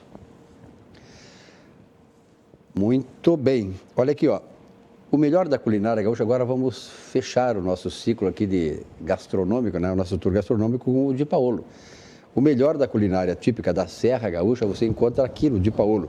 Comida saborosa, com essência artesanal, preparados com amor e temperos, claro, frescos e seguindo as receitas da nona, Jurandir. Nossos pratos saborosos, como diz lá o Paulo Jeremias, são uma volta às origens. Toque caseiro para recriar experiências ao redor da mesa absolutamente farta. Prove a sequência de Galeta ao Primo Canto em Porto Alegre, no Boulevard Laçador. Vamos a esta mensagem do Di Paolo na figura do Paulo Jeremias, um grande artista, está se destacando aí no cenário artístico brasileiro. Vamos lá. Vai pro Oscar. Tem coisas que a gente nunca esquece. A nossa origem é uma delas. E os rituais familiares nos conectam com o nosso lado mais verdadeiro. Se você fechar os olhos, consegue lembrar desses momentos passados? Cozinhar é um ato de amor. Na casa da nona era assim. O cuidado na escolha dos ingredientes, o capricho no preparo, o tempero caseiro. Cada receita carregava uma história da comida típica da Serra Gaúcha. Tradição transmitida de geração em geração. Uma refeição feita com tanto carinho que deixou muitas memórias. Alimento para o corpo, mas também para a alma. Virou uma lembrança que ficou para sempre. No Di Paolo, respeitamos todos os processos de qualidade e técnicas, mas não abrimos mão de uma coisa: o sabor artesanal da Casa da Nona. Oferecemos comida autêntica para recriar experiências. No Di Paolo, nós queremos que você se sinta em casa. É como voltar para aquele almoço de família com mesa farta. É como voltar às suas origens. Di Paolo, Cucina de la Serra Gaúcha. Mas o Ramiro e o Gustavo aqui estavam dizendo que é uma covardia nessa hora. Depois tem uma coisa, ir lá e exagerar. Mas se exagerou, Gustavo, o Ramiro, está aqui a solução, ó. Olina resolve. Olina, pronto. Olina. Então pode ir tranquilo, pode exagerar. Aqui tem várias alternativas, né? Os top estão tudo aqui, né? Pode ir lá e exagera que não tem problema, leva a Olina no bolso. Enquanto a André me dá um, eu toco, só saio com a Olina aqui no bolso. Sempre que eu saio para jantar com o Gustavo Paim, tem que tomar Olina depois. São os dois, né? A gente tem que um para cada um, né? E olha, tem que ser daquelas embalagens grandes, né? Mas o Paulo, né? e o Paulo Jeremias, esse é craque, né? Não, esse é campeão, esse é campeão. E o Jornal do Comércio, quero lembrar para vocês, o melhor jornal do Rio Grande do Sul, o grupo francês vai investir 503 milhões aqui no estado. É a manchete principal do Jornal do Comércio. Empresários apontam a inovação como fator decisivo para a retomada econômica. É a segunda manchete. Também tem uma matéria aqui, ó, que eu quero ouvir a opinião dos advogados da mesa. Eu acho que tem 2 ou 3 advogados aqui. O Jandir é jornalista, né? Não, Vocês dois são advogados? Sim. Eu sou bacharel. Bacharel. Então, olha aqui, ó. Advogado. Leonardo Lamáquia é eleito para presidir a OAB do Rio Grande do Sul. Mas antes disso... Grande Lamáquia. 67% dos votos. Mas antes disso, eu quero lembrar para vocês que nada como um vinho, né? Ainda mais agora que estão garantidas as garrafas, né? Vem um grupo francês aí para nos socorrer, né, Jurandir? Então, vamos ter as garrafas garantidas, ou seja, o vinho vai estar na nossa mesa. Vinhos do mundo. O mais importante para vinhos do mundo é proporcionar a você que é cliente a melhor experiência no mundo dos vinhos, sempre com a garantia de economia e qualidade. Passe em uma loja e confira. Temos 3 lojas, Casa Vinhos do Mundo aqui em Porto Alegre, o Paim, olha lá, ó. Vinhos do Mundo aqui na Cristóvão Colombo, 14,93, bem pertinho aqui da TV. Na Alameda Alípio César 203, Boa Vista, em Porto Alegre, onde o Ramiro de vez em quando dá uma chegada lá para pegar o seu vinho. E o Jurandir também vai lá na Getúlio Vargas 1135, bem no coração do Menino Deus ali, mora ali próximo também. Eu já fui em todas. Mas tu não perde, tu não perde oportunidade. Gosto do bom vinho. E entende, né? Não, o Gustavo Paim entende de vinho. Bom, a eleição da OAB no Rio Grande do Sul, Paim, o Lamáquia é eleito. Isso foi interessante, né? Porque a eleição foi na segunda-feira, eu estava no Chile em deslocamento. Votei pelo meu aplicativo, tranquilo, pelo celular, pude votar, votei, voto secreto, mas votei na Chapa 1, já primeiro tem um trabalho de longa data, começou com o irmão do Leonardo, Cláudio Lamáquia, depois o Bertolucci também deu uma sequência, o presidente Breyer, o atual presidente da Ordem dos Advogados do Brasil, fazendo um belo trabalho e agora indo para o Conselho Federal, onde se espera que daqui a pouco a OAB, que já foi presidida pelo Cláudio Lamáquia, possa nacionalmente ter, quem sabe, o presidente Breyer como um dos seus vice-presidentes, ocupando um espaço de destaque na OAB Nacional, e o Leonardo Lamáquia se preparou dentro de um grupo, de um conjunto, de um belo conselho, vendo a nominata, realmente um belo conselho formado, e eu desejo toda a sorte para o Leonardo, que realmente possa continuar essas boas gestões que a Ordem dos Advogados tem tido, e enfrentando um problema muito grande, Silvio, porque tenho conversado muito com o presidente Breyer, a questão da pandemia e a questão de o Rio Grande do Sul ainda ser um dos estados que na Justiça Estadual, na Justiça Comum, tem muito processo físico que não se movimentaram, colocou muitos advogados, especialmente do interior, inclusive com necessidade do auxílio emergencial, inclusive precisando de um auxílio da própria Ordem dos Advogados do Brasil para que pudessem ter uma renda, porque não conseguiam movimentar os seus escritórios em razão do fechamento da justiça e da não utilização dos processos físicos, havendo ainda muitos processos físicos. E isso é um caminho que a digitalização de alguma maneira vai melhorar, o próprio fato de poder votar no aplicativo, de tu poder realmente trabalhar com processo eletrônico, mas hoje há uma realidade ainda muito difícil para os advogados em meio à pandemia, em meio ao ataque hacker que o Tribunal de Justiça sofreu, em meio de uma série de dificuldades. A OAB tem um papel fundamental nesse ponto.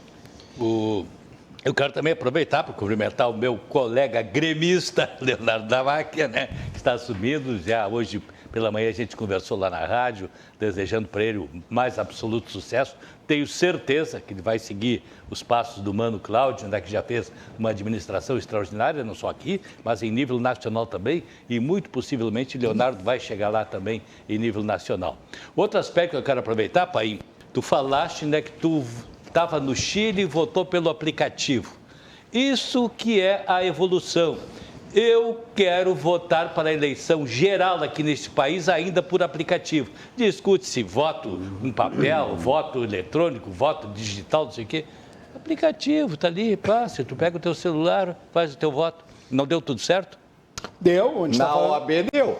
O PSDB não deu. Aí é que está. O PSDB não deu. Mas você está falando ali em 40, 50 mil eleitores. O PSDB acho que cometeu um equívoco de fazer reconhecimento facial. O da OAB não, era dupla checagem com CPF, recebia senha por e-mail ou pelo celular, de alguma maneira. Quando a gente vai falar num contingente de 200 milhões de eleitores, acho que a gente ainda está muito longe para poder discutir esse tipo de alternativa. Claro que a tecnologia e a modernidade vieram para ajudar e muito. O processo eletrônico está aqui no Rio Grande do Sul fazendo uma ostentação oral em Brasília com toda a tranquilidade, por meio de videoconferência. Então tem muitos avanços. Mas eu ainda acho que a nossa urna eletrônica ainda tem uma lenha para queimar. Uma sobrevida. Pois é, mas estavam querendo derrubar a nossa urna eletrônica, né? Eu acho que ela tem que ser mantida também. É uma forma de segurança. Vamos lá, nós não teríamos essa confiança que a apuração se desse numa mesa eleitoral com 3, 4 pessoas. Aqui nós teríamos uma desconfiança maior, nós não teríamos uns partidos fiscais para comportar tudo isso. Nós não conseguimos imaginar uma eleição de 200 milhões de eleitores no papel. Então, me parece que não há dúvida que a urna eletrônica ela pode ser aperfeiçoada, mas que ela cumpre um belo papel. Até com dupla checagem poderia ter. Até com dupla checagem. Impresso, claro. Até com dupla checagem, sem problema nenhum. Se mantém a urna eletrônica. Talvez o grande problema da dupla checagem, porque ela já foi aprovada no passado. Talvez o grande problema da dupla checagem foi o ambiente que se criou. Isso. E o ambiente que se criou era um ambiente de considerar que não haveria democracia, considerar que a justiça eleitoral não seria confiável, considerar que resultados de eleições anteriores foram fraudados. Então, esse ambiente contaminou o debate. Contaminou em muito debate. Mas eu acho que superado isso, quem sabe a gente possa ter esse debate novamente. Bom, está na pauta dos debates aí também. Eu tenho informações que o Gustavo Paim, um Pierrot, gosta de carnaval, né? Pierrot, gosta carnaval, eu sei disso, então a informação procede. Quer dizer, a tua fama procede. A tua fama já cruzou as fronteiras, né? Procede. Então, visitei todas as escolas de carnaval aqui de Porto Alegre, fui no Porto Seco algumas vezes, gosto sim. É por isso que eu começo perguntando para ti o seguinte: o grande debate hoje, vislumbrando o carnaval do ano que vem, é saber se é oportuno a realização do carnaval da condição que estamos aí de avanço na superação da Covid. De alguma maneira, então uma brincadeira aí que vai voltar o show de final de ano do Roberto Carlos, né? E as pessoas dizendo, bom, então finalmente vai realmente acontecer o final do ano. Porque sem o show do Roberto Carlos era como se não tivesse. Não chega o final do ano. E se nós tivéssemos desde 2020 congelados no meio de uma pandemia. De alguma maneira, eu gosto da sensação de voltarmos a uma normalidade. No Chile, a população adulta está quase toda com a terceira dose. Quase toda a população adulta com a terceira dose. Usando máscara ainda ou não? Usando máscara ainda. Eles têm um controle muito grande. A gente tinha que fazer um passe de mobilidade com a nossa vacina validada lá e para entrar no Chile fazendo um PCR. E tudo isso em restaurantes, locais fechados, eles te cobram teu passe de mobilidade, eles te cobram o teu exame, eles realmente têm um controle muito grande, mas a imensa maioria da população adulta já está com a terceira dose de vacina. Mas igual, culturalmente, as pessoas estão menos na rua. Tem o problema econômico, tem uma inflação lá grande como tem aqui, tem as dificuldades, mas tem uma cultura que se criou a partir da pandemia também. E eu gostaria de ver a gente começar a superar isso. E eu não estou querendo colocar em ordem de prioridade. Foi um absurdo o que fizeram com as nossas crianças. E foi um absurdo ficar tanto tempo com as escolas fechadas e sem aula. Mas não é por isso que a gente tem que cometer outros erros, na minha opinião. Me parece que agora a gente tem que ir caminhando para a máxima normalidade possível, entendendo que a gente ainda tem alguns controles que precisam ser feitos, cuidados que precisam ser feitos, isso entra na cultura, mas a gente também precisa movimentar a economia, a gente precisa de alguma maneira melhorar a sensação de estarmos vivendo e não apenas sobrevivendo. Com certeza. Vamos ouvir também a opinião daquele que é o pai da Lavínia, né? Como é que o nosso carnavalesco, o Ramiro Rosário, está preparado para o carnaval? Eu acredito e defendo sim que tenha que ter a retomada do carnaval né? Já estamos aí com Porto Alegre com altíssimos índices da população adulta, 96% já do público-alvo vacinada com a primeira dose, né? Mais de 70% vacinada com a segunda dose. Então a gente está num bom caminho e não vejo por que não ter o carnaval, desde que não tenha recurso público, né? Aí sim, tirar dinheiro como se fazia há um tempo atrás em Porto Alegre, se tirar dinheiro da prefeitura para bancar o carnaval, isso eu discordo. Hoje eu estava ouvindo uma rádio do Rio e o debate no Rio de Janeiro com relação ao carnaval, Jurandir, que era a tua opinião, é o seguinte, que lá no Rio há muita resistência ao carnaval porque vieram muitas pessoas, dezenas de milhares de pessoas de fora do Brasil, inclusive da Europa, onde está recrudescendo a pandemia. Isso ali é a famosa faca de dois legumes para o Rio de Janeiro, né? Porque, em primeiro lugar, é uma grande atração turística, né? É um grande fator de geração de recursos. Como foi em 2020, no começo da pandemia. Movimenta o comércio, movimenta a rede hoteleira, movimenta tudo, né?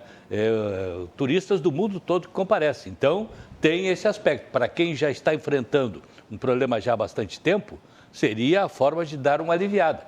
Por outro lado, tem esse outro aspecto aí também, né? Que nós estamos aliviando, estamos passando, né, essa epidemia, estamos chegando aí, esperamos que estamos chegando no finalmente, e segundo as informações, todos os médicos que eu tenho consultado aqui perguntam, mas lá na Europa eles estão de novo com a terceira onda, né, até uma quarta onda, sei lá, mas todos aqui, inclusive o doutor Marcelo Matias, foi presidente do CIMERS, falou para nós aqui, não, isso não tem perigo de nós termos aqui nós estamos esperados. Então, diante deste contexto, né, acho que aqui o nosso carnaval, que não reúne assim tão grandes contingentes, aí pode ser realizado. E pouca gente de fora, que né? No Rio de Janeiro vai ser realizado. Eu imagino que o pai da Lavínia seja da União da Vila do IAPI, provavelmente seja a escola, um dos seus berços políticos, IAPI. Agora tu não sabe o seguinte... IAPI, perto da Zona Norte, né? Perto dessa bomba. Dona Leopoldina, lá, Imperatriz Dona Leopoldina. A Rádio Guaíba sempre se notabilizou naqueles tempos de fazer cobertura de carnaval. Tinha um colega nosso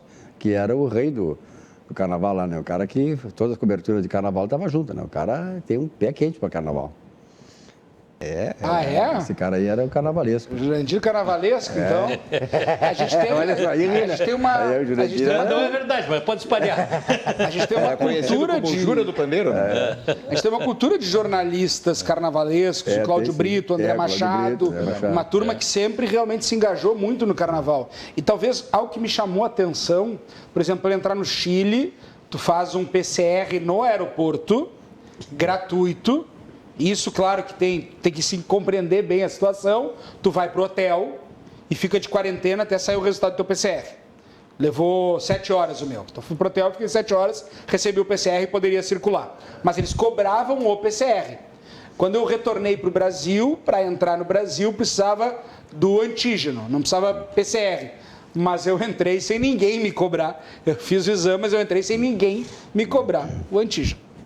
Esse também é um problema de controle sanitário. Agora, a história de carnaval realmente era uma outra época de rádio, né? Eu estava na Farroupilha e o Flávio Caras Gomes era o diretor da rádio. Flávio Caras Gomes, o Adolfo de Streck tinha saído, estava lá também. E eu fazia cobertura, que era com o repórter, né? Eu, o Thelmo Tartarotti, esse esquema todo. E aí me mandaram fazer cobertura do Teresópolis, Verde Branco Teresópolis, que era famosíssimo, Teresópolis. E meia-noite a rádio estava no ar e o Flávio Caras, entrevista o presidente aí do clube e tal. Eu digo, pai, o presidente já estava tomando todas, né? Como é que eu vou entrevistar o cara? Aí consegui às 2 da manhã entrevistar o cara. O cara não conseguia falar, né? Aí o Flávio, interrompe isso aí, o cara tá bêbado, dizia ele assim. Tu mandou o cara entrevistar o cara tá 2 da manhã no carnaval, presidente do clube. Então, realmente, olha, tinha coisas... Era extraordinário. O verde branco, vermelho e branco, os nossos carnavais de clube eram... O Inter fez, um tempo o Inter fez o carnaval mas vermelho e branco era o Petrópolis, né? O Teresópolis, o verde e branco, mas tinha aí... Não, mas o Inter fazia. União... O Inter fez o vermelho e branco. Eu ia lá no Inter. O Inter teve. No Gigantinho fazia. O carnaval de clube era uma coisa... Gondoleiros. Gondoleiros, da antiga sede, ainda na Avenida Eduardo. Sim. Tinha os blocos de clube. Aquele diretor do Grêmio, como é o nome dele, que era do Gondoleiros? Deve ter lembrado dele. O Pelaipe? O Paulo Pelaipe foi presidente do Gondoleiros. O Paulo Pelaipe é um grande carnavalesco também, assim como tu, Ramiro. O Pelaipe... Há controvérsia. Mas, realmente, o carnaval não se faz mais como antigamente, né? Mas o último assunto que eu queria, antes de... Nós estamos no encaminhamento para o final do programa. Se falou aí na questão da inflação, tu falaste, pai, passando aí na questão da inflação no Chile. O cupom ontem do Banco Central aumentou a previsão de inflação para esse ano aqui no Brasil, de 9,77 para 10,12, ou seja, passamos os 2 dígitos. E isso é sempre um perigo, né, Jurandir? Só é perigo, né? Que nós aqui estamos tentando, né, segurar esse nosso processo inflacionário e com muita dificuldade. Agora, o fato é que essa realidade não é só nossa. Estados Unidos, a maior potência do mundo, está com mais de 6% de inflação. E para ele, 100%, 6% é uma loucura. Agora, sofrimento mesmo da Argentina aqui do lado. Tá, a Argentina está mais de 50%. Mais de 50% de inflação. A Argentina está realmente com a economia em frangalhos. A Argentina está crítica a situação e não se vê perspectiva, né? E isso se mostrou um pouco nas urnas, quando o peronismo sofreu uma derrota agora nas eleições parlamentares, e isso é o fruto de escolha também. E o campo do Macri retomando força, né? Ramiro Rosário, a semana na Câmara de Vereadores, essa semana e a semana que vem, tem algum projeto importante a ser votado? Amanhã, nossa expectativa é votar a retirada de isenções na passagem de ônibus em Porto Alegre. Sim. Nós temos aí o maior volume de isenções das capitais brasileiras, a passagem de ônibus mais cara do país. Então, essa seria uma das medidas, entre tantas outras, para se buscar reduzir, controlar o preço da passagem de ônibus em Porto Alegre. Dentre essas retiradas, quais assim são as mais significativas? As mais polêmicas, né? As que sem dúvida vão causar polêmicas, diz no campo ali dos estudantes, né, naquilo que se pode, obviamente, retirar. E há outras questões que não vão ter muita significância, como até mesmo, eu nem sabia disso, tá? Eu nem sabia, mas os nossos pracinhas, né, os que foram à Segunda Guerra Mundial lutar, têm isenção de ônibus em Porto Alegre. Mas aí nós estamos tratando de mas também aqui quantos nós estamos tratando de 6 pessoas, 6, 7 pessoas. Mas para vocês, só para ter uma noção do todo, né, daquilo que entra como isenção em Porto Alegre. Mas os estudantes dão impacto na tarifa. Dos estudantes, sem dúvida. E dos idosos, como é que ficou? 60, 65 anos? Tem a legislação federal, né, a dos idosos. Nós não podemos mexer, já foi alterada. A dos 60, idosos, que nós tínhamos até 65. Isso. Então essa foi uma que foi conseguida alterar. Então ficou da legislação federal. Que é 60 anos? 60 anos. Eu acho absurdo. 60 anos o cara já ser considerado idoso. Aliás, perdão, é 65. Nós é que tínhamos de 60 a 65. É o inverso. Isso, a federal é a partir de 65. Nós tínhamos um benefício maior do que a legislação federal. A nossa era a partir de 60. Isso foi retirado, então agora é só a partir de 65. Que é a legislação federal. Legislação federal. Pai, nós temos 3 minutinhos, 1 minutinho para cada um aí para ter o recado final.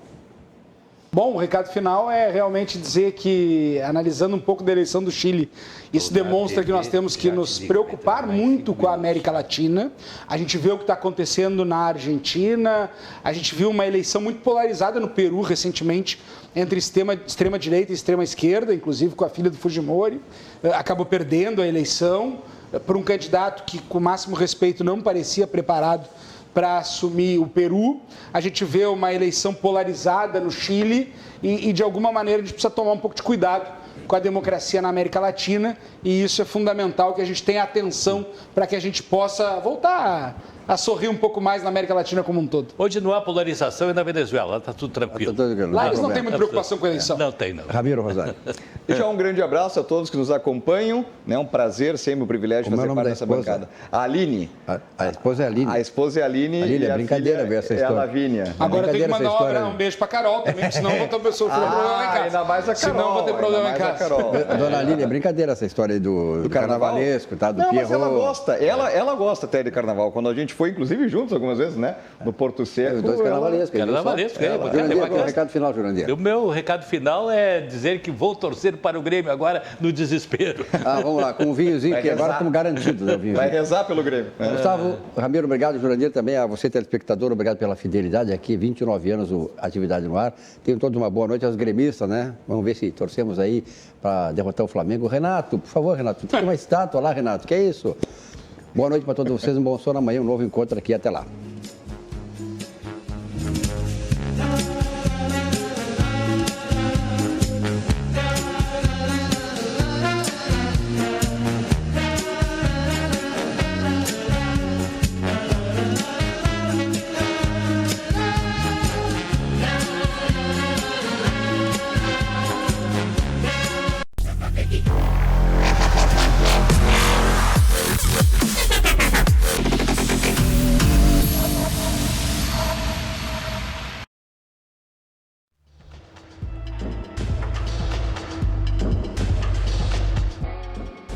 Em São Borja, máxima de 37 e mínima de 24 graus. Em Alegrete, mínima de 21 e máxima de 37. Em Uruguaiana, mínima de 21 e máxima de 38 graus.